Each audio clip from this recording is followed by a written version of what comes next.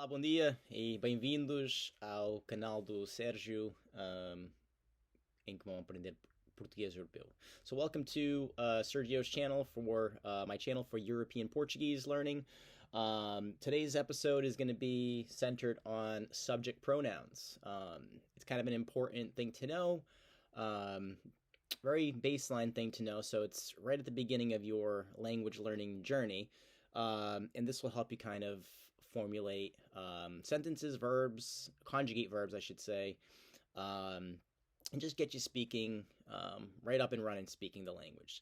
So sit back, and if you have questions, please let me know in the comments, and I'll try to address those in future videos or do an update to the video.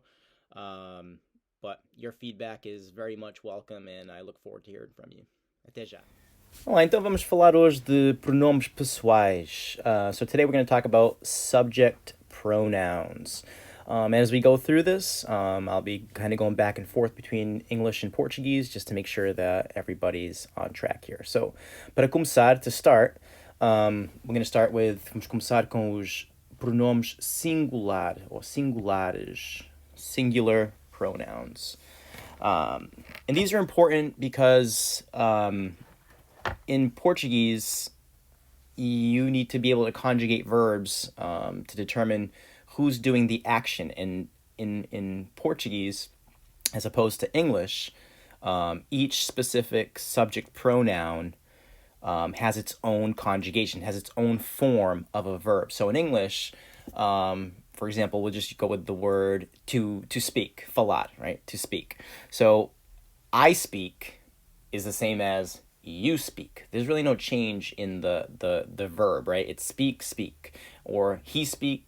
We change it a little bit when we go to the he or she. He speaks, she speaks, but then we go back to the plural pronoun of we, and it goes back to we speak. So if I just say the word speak, we don't really know who's doing the action, right? Who's actually speaking. So Portuguese, while it may seem complicated at first, once you have the subject pronouns down and you understand how to conjugate verbs, there's a bit of a standardization to it. It actually becomes more easily spoken because you can kind of leave out words. You can leave out the subject pronouns and just use the verb itself because it'll determine who's doing the speaking. So just going through the subject pronouns, os pronomes pessoais, just try to repeat after me so that you can kind of get a sense of how to pronounce these things. So the first one, the most important one really, because we're always kind of looking at it from our perspective, things from our perspective, is the word eu. Eu. And eu means I. And it's a tough word to pronounce if you're an English speaker, but it's got this like ew, like I don't like the way that smells kind of sound to it, but it's just a little bit softer. It's ew. Ew. Right? E-U. Ew. Right? It's got a little bit of an I sound, but it's ew. Okay? The next one we have tu. And this one's kind of easy for an English speaker because it just sounds like the number two. Tu. Tu is the informal version of the word you. So this is the way that you would address, your friends, your close confidants, your colleagues, anybody that's kind of on your social level, people that you're familiar with, that you're comfortable speaking to, in that you wouldn't really show a level of formality to. And then we have você. Você. Okay, so it's você. And this is the formal you. This is the you that you would refer to if you were perhaps addressing an older relative, a grandparent. And this is also very personal to each person's kind of relationship with these people. But ultimately, you kind of have to determine when you'd use one or the other. It's usually people that are older than you that you don't know, that you're trying to show a little bit more deference to, a little bit more respect to.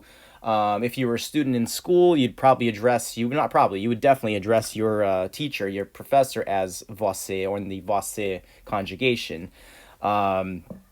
Another instance, in some families, even like children address their parents as você. I mean, in my family, that wasn't the case. Like, we always kind of addressed each other, even my grandparents, which when I moved to Portugal, was odd to people that I would address my grandparents as tu because they were older than me. I should show more respect. But that's just how I was brought up in my household, that we were all kind of on the same level, that it's always tu. We would always refer to each other as tu, and the verbs, when we refer to these people, would be conjugated as tu as well. So você, I knew about it, but it just was something kind of foreign to me that I kind of really learned when I moved to Portugal, that you do and you should show that respect, that level of respect. I'll put together a video where I go over some of the foot and mouth instances that I had when I first moved to Portugal that I think would be helpful to other people. But just to continue on here, then we have the third person singular he, right? Ele, so he, right? There'll be a different conjugation for that one, which will be the same conjugation as for the third person feminine singular of ela. So ele, so that first e has a little bit of a closed sound, ele, and then the second word for she, ela. So ele, ela. Okay, they're spelled similarly, ele, as you see there. And then ela with an ELA. Okay, those are the singular subject pronouns. And then we move on to the plural subject pronouns. And we start off with the first person plural of nós, we, nós. Again, there's that S here, but where I'm from, that S has more of a ZJ-ish sound. So it's nós, nós. And that sound is if we're just saying the word nós, there's nothing else after it. So it will sound differently based off of the verb that comes after it. If it's a verb that starts with a consonant versus a verb that starts with a vowel, there may be a slightly different, what we call liaison, like flowing into that next word. But nonetheless, if you're looking at it singularly, just trying to spell it, it's nós with the accent over the O, right?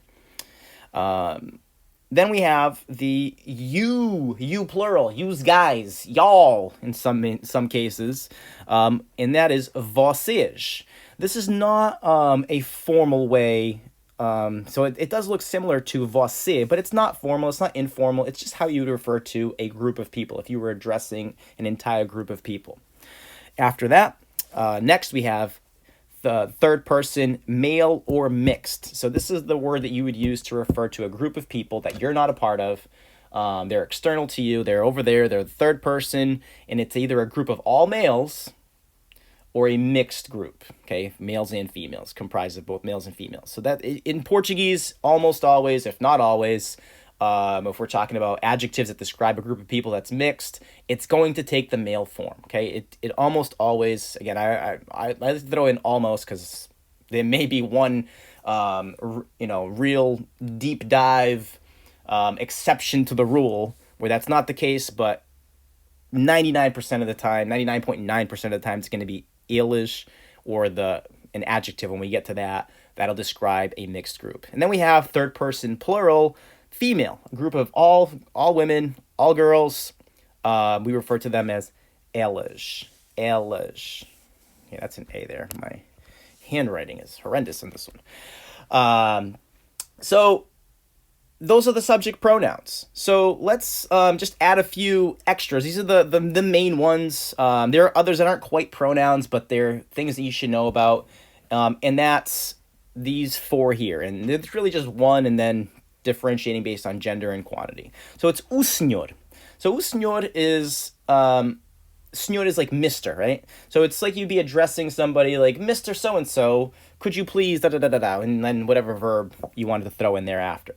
But in Portuguese, this o senhor or a senhora or os senhores or as senhoras, they're just ways of adding that extra level of formality to something, to a situation in which you're working with someone. So o senhor, and that nh is the ñ sound that you may hear in the word like canyon or onion. So try to aim for that when you're in terms of pronouncing that nh, ñ. And that's going to appear quite a bit throughout the language. You'll see it in a variety of words.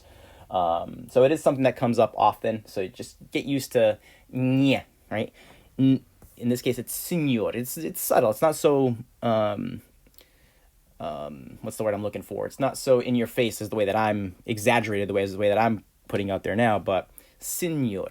Okay, and then this is typically, again, typically, because it's not across the board. There will be situations where it's not used, or it's not as set in stone. It's kind of a best case practice, best practice to kind of get what you want out of this interaction that you're going to have with somebody that you may need to show a little bit more respect to or deference to.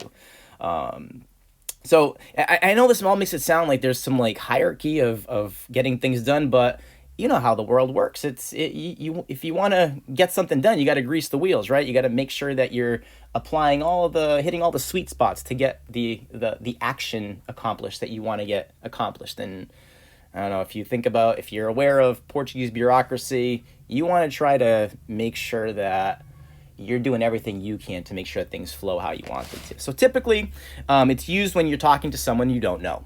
Okay, so you wouldn't really, I mean, let's say you're talking to your grandfather. I don't know that you'd say "o senhor." I guess you could, but that just shows like a certain level of distance from the person that probably won't make much sense.